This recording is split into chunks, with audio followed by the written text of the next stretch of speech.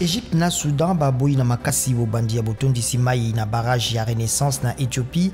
Égypte na Soudan bayebisi Conseil ya sécurité ya ONU esenga boyokani ya mbona yango.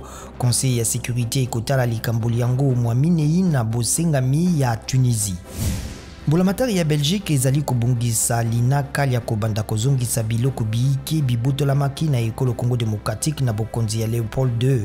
Secrétaire d'État ya mayematali politique ya boyebi alobi esengeli kobungisa na ba privé ya mbona koyokana na mbulamatari ya Congo.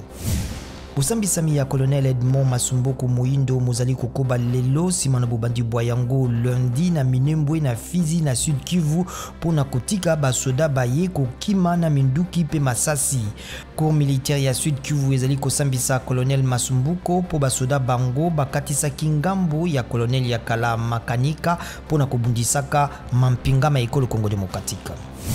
Bokebisi pona ba engin explosif pe ba bombe artisanale bokomi pene na zomi uto le 26 juin et kebisi mokambi ya UNMAS misala mitali ba mine na MONUSCO lobi misala miango mipanzaki grenade moko emonisamaki na Malepe na Beni pene na bandaku ya kovanda.